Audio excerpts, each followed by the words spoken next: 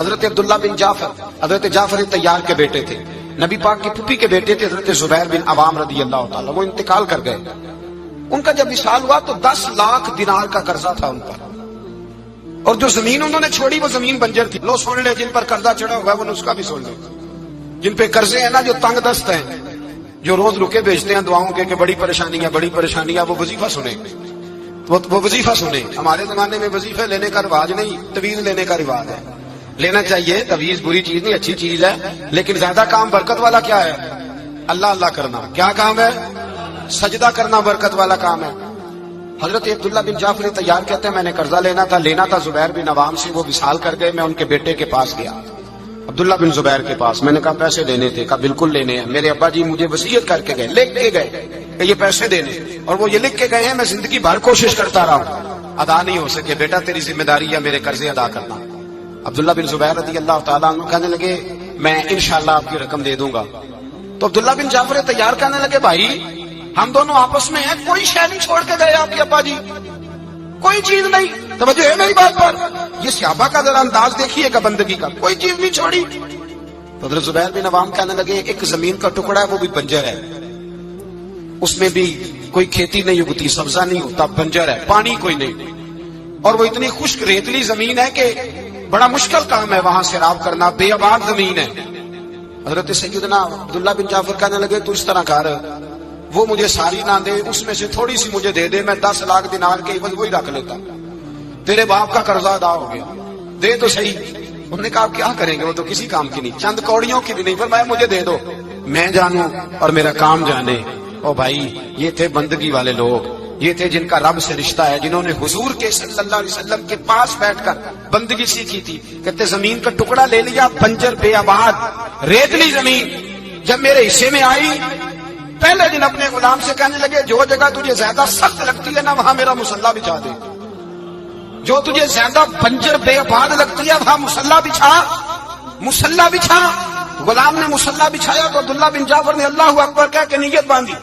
یہ حضرت جعفر طیار کے بیٹے ہیں، حضرت علی کے بھتیجے، انہوں نے نیت باندھی، نماز کی، سر سجدے میں رکھا، رونے لگے، کہنے لگے اللہ میں بھی تیرا بندہ اور جس سے لینے تھے وہ بھی تیرا بندہ، خدا بندہ ہمارے درمیان مہربانی فرما، کرم نوازی کر، رحمت کا فیصلہ فرما۔ اتنا روئے کہ مصلی بھیگ گیا۔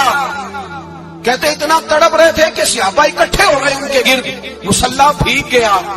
جب بھیگا ہوا مصلی نماز مکمل کر کے اٹھایا نا، کہتے مصلی اٹھایا تو نیچے سے اللہ نے پانی کا چشمہ جاری فرما دیا، اللہ نے پانی کا چشمہ جاری کر دیا۔ فرمایا بناؤ حوض، کرو کھیتیاں سیراب۔ فرماتے ہیں جہاں ایک درخت نہیں اگتا تھا اللہ نے پورا باغ اگا دیا، جہاں ایک پھل نہیں ہوتا تھا وہاں عالی شان پھل لگ گئے، قرضے بھی ادا ہوئے۔ حضرت زبیر بن عوام کے بچوں کے پاس مال دولت بھی بچ گیا۔ لوگ جب کہتے ہیں یہ ساری کس چیز کی برکت ہے، اور فرماتے ہیں یہ ساری سجدوں کی برکت ہے، یہ رب کی بندگی کی برکت ہے، یہ اس کی بارگاہ میں نماز پڑھنے کی۔ مسلمان توجہ نہیں کرتا، توجہ نہیں۔ جاگ رہے ہیں آپ حضرات؟ یہاں کوئی حکومت اعلان کرے نا کہ ہر نماز کے بعد 500 روپیہ، کتنا جی؟ میرے خیال کسی بھی نہیں ہونا مسجد۔ اور خدا کے بندو بات سمجھو، رب فرماتا ہے تو مسجد آدھا میں تجھے برکت عطا کروں گا، میں تجھے برکت دوں گا۔ میں ایک صحابی کہتے ہیں مجھے اکثر یہ حضور کا فرمان سنتا تو میرے دل میں خیال آتا آخر اللہ کس طرح برکت دیتا ہے اللہ آخر۔ ایک صحابی کہتے ہیں نبی پاک صلی اللہ تعالیٰ علیہ وسلم نے فرمایا عبادت کرو اللہ برکت دے گا۔ میرے دل کے اندر خیال آیا کس طرح، آخر اللہ کس طرح سے نوازتا ہے، رنگ کیا ہے؟ کہتے میں یہ بات سوچ کے نا تو مجھے قضائے حاجت کی حاجت ہوئی، پخانہ پیشاب کے لیے میں نکلا تو ایک جگہ دور جا کے میں بیٹھا کھیتوں میں، دور جا کر کہتے میں پیشاب کر رہا تھا تو ایک چوہا اپنے بل سے نکلا اور ایک ہیرا میرے پاس رکھ گیا، میں پیشاب کر رہا ہوں، کہتے پھر گیا اندر تو ایک ہیرا اور رکھ گیا، پھر گیا تو پھر رکھ گیا، پھر گیا تو پھر رکھ گیا، کہتے 15 ہیرے چھوڑ گیا۔ اب میں فارغ ہوا، وہ ہیرے اٹھائے گھر نہیں لے کے گیا، مسجد نبوی میں گیا کہ حضور سے پوچھوں میرے لیے جائز بھی ہے کہ نہیں، بلوں سے نکل رہے ہیں، بلوں سے پیسے نکل رہے ہیں، ہمارے سارے بلوں میں ہی چلے جاتے ہیں، بلوں سے پیسے آ رہے ہیں صحابہ کو، برکت دیکھیں عبادت، بلوں سے پیسے آ رہے ہیں، بل سے۔ فرماتے ہیں میں وہ ہیرے اٹھائے تو در رسول پہ، جب میں نے پہلا قدم رکھا نا مسجد نبوی میں تو مجھے بتانا نہیں پڑا میرے مصطفیٰ نے میرا چہرہ دیکھا اور مسکرا کے فرمایا پتہ چلا ہے اللہ کس طرح نوازتا ہے؟ خبر ہوئی ہے اللہ کس طرح نوازتا ہے؟ فرمایا رب کی بارگاہ میں جھکے رہو، وہ تمہیں وہاں سے دے گا تمہارا گمان بھی نہیں گیا ہوگا۔ اس کے حضور تو آؤ، اس کی جانب تو توجہ کرو۔ بندگی کی اپنی ایک لذت ہے، سجدے کا اپنا ایک ذائقہ ہے۔ اگر آپ نبی کریم سید عالم صلی اللہ تعالی علیہ وسلم کی عبادات کو ملاحظہ کریں نا تو سرکار کی زندگی میں کثرت ہے عبادت کی۔ اعلان نبوت سے پہلے کتنے کتنے مہینے حضور غار حرا میں عبادت کرتے، تنے تنہا۔ حرم کعبہ قریب تھا لیکن وہاں رش ہوتا تھا، لوگ ہوتے تھے۔ فرمایا میں اکیلے میں اپنے رب کو منانا چاہتا ہوں۔ کتنے کتنے ایام حضور غار حرا میں عبادت کرتے۔ پھر صحابہ کرام علیہم رضوان فرماتے ہیں کہ مدینہ منورہ میں حضور کا یہ رنگ ہوتا، اتنے لمبے سجدے کرتے کہ لگتا ہے روح مبارک کی پرواز کرتے، اتنے لمبے سجدے کرتے۔ حضرت سیدنا معاذ بن جبل رضی اللہ تعالیٰ عنہ فرماتے ہیں 3 دن ہو گئے حضور چلے گئے، مدینے میں نظر ہی نہیں آ رہے۔ صحابہ پریشان، ابو بکر صدیق، عمر فاروق، عثمان غنی، مولا علی ڈھونڈتے پھرتے، حضور سید عالم صلی اللہ علیہ وسلم کا پتہ نہیں۔ فرماتے جناب صدیق ایک بار گھومتے گھومتے جبل سلا کی پہاڑی کے قریب گئے، ایک چرواہا بکریاں چلا رہا تھا، اس سے پوچھا تم نے میرے محبوب کو تو نہیں دیکھا؟ تو کہنے لگا مجھے نہیں پتا تمہارے محبوب کون ہے۔ ایک آدمی آج 3 دنوں سے غار میں رو رہا ہے، اتنی شدت کے ساتھ روتا ہے کہ میری بکریاں جا کے غار کے سامنے بیٹھ جاتی اور بکریاں بھی روتی ہیں، میں بڑا کھینچتا ہوں پر لوٹتی نہیں، رات کو گھر لے کے جاتا ہوں تو جاتی نہیں، سویرے باڑے سے نکالتا ہوں تو دوڑی ہوئی آتی ہے، پھوٹ پھوٹ کے روتی ہیں، لیکن حال یہ ہے کہ دودھ پہلے سے بھی زیادہ دیتی ہے۔ حضرت ابو بکر صدیق کہنے لگے یہی تو میرے رسول پاک علیہ الصلوۃ والسلام کے نبی ہونے کی علامت ہے۔ اس صحابہ کو بلایا، 3 دن سے حضور سجدے میں۔ کتنے دنوں سے؟ یہاں سجدہ لمبا ہو جائے تو امام کے پیچھے لوگ بھاگنے لگتے ہیں کہ صاحب آپ تو فارغ ہیں، مجھے تو ڈیوٹی پہ بھی جانا تھا۔ 3 دن سے حضور سجدے میں، اتنا طویل سجدہ، اتنا طویل۔ صحابہ کہتے ہیں قدموں میں جا کے لگے، محبوبہ بس کریں آ جائیں۔ حضور نے فرمایا رب نے سورہ ہود نازل کر دی ہے، سخت حکم آ گئے۔ وہ کہتا ہے میں تیری امت سے حساب پوچھوں گا، میں اپنے رب کو منا رہا ہوں، بکر جاؤ مجھے منا لینے دو۔ حضور نے ہمیں بتلایا ہے کہ رب کو سجدہ کرے تو رب مانتا ہے، اس کو منانے کا طریقہ سجدہ کرنا ہے، جھکنا ہے، عبادت کرنا ہے۔ کہا وہ مانے گا تو میں آؤں گا۔ تڑپ گئے صحابہ۔ اور ایک روایت ایسی بھی ہے کہ جب بات نہ بنی تو حضرت فاطمہ سے عرض کیا۔ حضرت فاطمہ شام کا سناٹا چھایا، اپنے آپ کو کپڑوں میں لپیٹا، دائیں بائیں شہزادوں کے لیا تو حضور کی بارگاہ میں گئی، کہنے لگی محبوبہ بس کرے گھر آ جائے، مدینہ سونا ہو گیا ہے، مسجد نبی کی دیواریں بھی روتی ہیں، یا رسول اللہ ستون مجھ سے آپ کا پوچھتے ہیں، گھر آئے۔ نبی پاک نے فرمایا فاطمہ تو بھی دعا کر، میں بھی دعا کرتا ہوں۔ حضرت فاطمہ بھی ساتھ والے کونے میں سجدے میں گر گئی، پھر دعا ہوئی، پھر التجا ہوئی۔ حضرت جبریل آئے، کہنے لگے محبوبہ رب کہتا ہے سار اٹھاؤ، وَلَسَوْفَ يُؤْتِيكَ رَبُّكَ فَتَرْضَىٰ، اللہ فرماتا ہے میں آپ کو اتنا دوں گا کہ آپ مجھ سے راضی ہو جائیں۔ تو حضور تو سجدے کے عالم میں۔ حضرت سیدنا عبد الرحمن ابن عوف کہتے ہیں میں حضور کے ساتھ تھا، ہم مسجد نبی سے نکلے تو سامنے ایک باغ آیا، حضور فٹافٹ گئے اور باغ میں سر سجدے میں رکھ دیا۔ دیر تک حضور نے سجدہ کیا، اتنا لمبا کہ جیسے کسی کی روح پرواز کر گئی۔ کہتے میں حضور فارغ ہوئے تو عرض کی حضور اتنے لمبے سجدے کی وجہ؟ تو فرمایا میرے پاس جبریل آئے تھے اور انہوں نے کہا یا رسول اللہ رب کہتا ہے آپ کا جو امتی ایک بار درود پڑے گا اللہ اس پہ 10 رحمتیں نازل کرے گا، اللہ اس کے 10 گناہ معاف کرے گا، اللہ اس کے 10 درجے بلند کرے گا۔ تو میں نے کہا سجدہ کر کے شکر نہ ادا کر لوں؟ اس بات پر میں سجدہ کرنے لگ گیا۔ اس بات پر ایک دوست کے ہاں بیٹا ہوا، مجھے کہنے لگے مبارک ہو بھتیجا آیا ہے۔ میں نے کہا خیر مبارک۔ بڑے عرصے کے بعد اللہ نے نوازا، میں نے 5 کلو مٹھائی بھیجی آپ کی جانب، دوستوں کو کھلا دیجیے۔ میں نے کہا اور کتنی بانٹی؟ کہنے لگے منوں کے حساب سے۔ باقی معاملات کیسے؟ کہنے لگے کیا بات ہے، غریبوں کو، مسکینوں کو، لاچاروں کو، سب کو دیا۔ تو میں نے کہا نفل کتنے پڑے؟ کہنے لگا ٹائم نکالتا ہوں۔ میں ٹائم بیٹا کس نے دیا؟ شکر کس کا ادا کرنا تھا؟ بھائی یہاں حال یہ ہے ہمارا کہ ہمیں 2 رکھتے تھوڑی مشکل ہے۔ اگر کہا جائے کہ 25 من مٹھائی تقسیم کرنی ہے تو وہ آسان ہے، ہم نے اپنے لیے عبادت کو، ریاضت کو بہت سا بنا لیا، اس کو اتاریں کچھ بھی مشکل نہیں۔ رب کی بارگاہ میں جتنا بندہ جھکتا جاتا ہے اتنا ہی اللہ اسے اور عزت عطا کرتا جاتا ہے۔ بزرگوں سے کسی نے پوچھا تھا کہ میری اللہ قبول بھی ہے کہ نہیں؟ تو وہ کہنے لگے رب کو تیری پہلا سجدہ قبول تھا تو تب اس نے دوسرے کی توفیق دی تھی، اسے تیری فجر قبول تھی تو تجھے زور پڑھنے کی توفیق دی، اس نے تیرا پہلا روزہ قبول کیا تو دوسرا رکھنے کا موقع دیا۔ یہ علامت ہے قبولیت۔ میرے محبوب نے فرمایا بندگی کرو، اس کے حضور آؤ، کبھی کا صلاۃ اللیل پڑھو، کبھی کا تہجد پڑھو، کبھی کا اشراق پڑھو، کبھی کا چاشت پڑھو، کبھی کا اوابین پڑھو. اور میرے مصطفیٰ نے فرمایا ہو سکے تو اٹھ کے تہجد پڑھو، باقی نمازوں پہ رب تمہیں ثواب دے گا. اگر تہجد پڑھو گے تو رب تمہاری طرف دیکھ کے مسکرائے گا، جو اس کی شان کے لائق ہے وہ مسکرائے گا. مصلی آباد کرے، مصلی آباد کرنے سے روحانی زندگی آباد رہے گی، من کے اندھیرے دور ہوں گے، روح کی کساوتیں دور ہوں گی. انسان اللہ سے جڑا ہوتا ہے تو اس کی بندوں کی جانب توجہ ہی کم جاتی ہے. حسد کون کر رہا ہے، مخالفت کون کر رہا ہے، جھگڑا کون کر رہا ہے، بغض کون پیدا کر رہا ہے، ان چیزوں سے ویسے ہی بچا رہتا ہے. میرے محبوب پاک سید عالم صلی اللہ علیہ وسلم کثرت سے سجدہ کرتے ہیں. قیامت کے دن حضور شفاعت کس طرح کریں گے؟ سجدہ کر کے 4 سجدے کریں گے حضور. بخاری مسلم میں موجود ہے. صحابہ کرام فرماتے ہیں حضور نے فرمایا جب امتیں پریشان ہو کے نبیوں کے پاس جائیں گے تو پھر میرے پاس آئیں گی. جب میرے پاس آئیں گی تو میں سجدہ کروں گا اور خدا سے کہوں گا یا اللہ ان کا حساب تو شروع کر. فرمایا میرے ایک سجدے سے اللہ حساب شروع کرے گا. پھر میرے غلام رہ جائیں گے جنہوں نے بہانے بنائے ہوں گے، نماز پڑھی ہوگی، یہ بہانہ ہے خدا کی رحمت حاصل کرنے کا. جن کے پاس تو کچھ ہوگا وہ تو اس بہانے کے سبب چلے گئے، گناہگار رہ گئے، تڑپ کے کہیں گے محبوبہ ہم کیا کریں؟ تو حضور فرماتے ہیں میں لمبا سجدہ کروں گا. فرماتے ہیں میں لمبا سجدہ جب کروں گا تو رب لمبے سجدے کے بعد فرمائے گا محبوب سر اٹھائیے، آپ مانگیے میں عطا کرتا ہوں، آپ سوال کیجئے میں دیتا ہوں، آپ سفارش کیجئے میں قبول کرتا ہوں. تو میں اللہ میرے گناہگاروں کو بخش دے.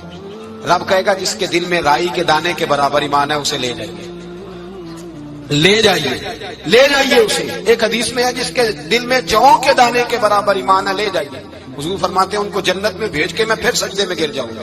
لمبا سجدہ، تیسرا سجدہ، اے اللہ مہربانی کا رحمت فرما. اللہ کہے گا محبوب سر اٹھاؤ، جو مانگو گے میں دوں گا. یا اللہ اور فضل کر. جس کے دل میں رائی کے دانے سے بھی کم ایمان ہے محبوب اسے بھی جنت میں لے جاؤ. حضور فرماتے ہیں میں اور سجدہ کروں گا، پھر جس کے دل میں اس سے بھی کم ایمان ہوگا اسے بھی لے جاؤں گا. صبح قیامت میرے مصطفیٰ کریم علیہ السلام امت بھی سجدہ کر کے بخشوائیں گے. جب حضور سجدے کر رہے ہیں تو امت کیوں نہیں کر رہی؟ حضور سجدے کر کے بخشوائیں گے، امت سجدہ ہی نہیں کر رہی، توجہ ہی نہیں کر رہی. میرے بھائی سجدے کی اتنی کیفیت ہے، عبادت کی اتنی لذت ہے کہ حضرت عائشہ فرماتی ہیں تیز آندھی آتی تو حضور نماز پڑھنے لگتے، تیز آندھی آتی تو نماز پڑھتے، بارش نہ ہوتی تو نماز پڑھتے، بارشیں زیادہ ہوتی تو نماز پڑھتے، سورج گرہن ہوتا تو حضور نماز پڑھتے، چاند گرہن ہوتا تو نبی پاک، بلکہ حضرت عائشہ کہتی ہیں گرہن لگا چاند کو تو حضور نے فٹافٹ سر سجدے میں رکھ دیا. اور نماز کے بعد حضور رونے لگے، کہنے لگے اے اللہ تو نے کہا نہیں تھا کہ میں تیری موجودگی میں انہیں عذاب نہیں دوں گا. اللہ درگزر کر اپنے بندوں سے، رحمت فرما، کرم نوازی فرما. فرمایا ہر موقع پر حضور نماز پڑھتے. سیدہ عائشہ صدیقہ فرماتی ہیں کبھی کبھی میرے بسترے نور میں حضور ہوتے. فرماتے ابو بکر کی بیٹی تو اجازت دے تو رب کو راضی نہ کر لوں. میں کہتی میری کیا جرت ہے. تو حضور نماز کی نیت باندھتے. بخاری مسلم میں لفظ ہے حضرت عائشہ کہتی ہیں حضور اتنی لمبی نماز پڑھتے کہ قدموں میں ورم آ جاتا، اتنی لمبی بندگی فرماتے کہ قدم مبارک سوج جاتے، ورم آتا.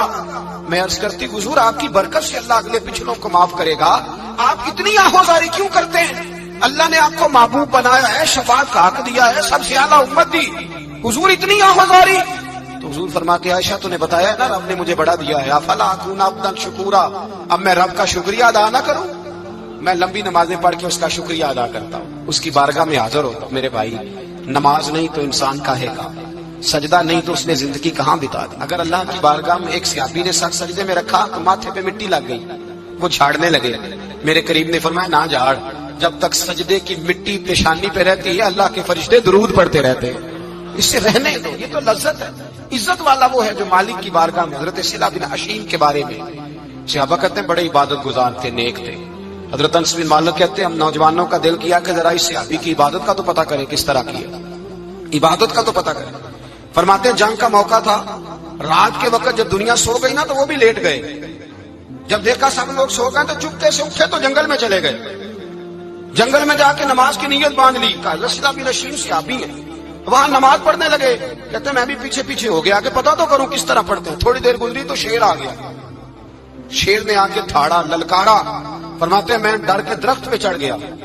حضرت صلہ بن حشیم نے نماز کا سلام پھیرا، اطمینان کے ساتھ شیر سے کہنے لگے اور جا چلا جا کہیں اور رزق تلاش کر، میں تو اپنے رب کی عبادت کر رہا ہوں. میں تو اس کی بارگاہ میں جھکا ہوا ہوں، مجھ پر تیرا قبضہ نہیں ہو سکتا۔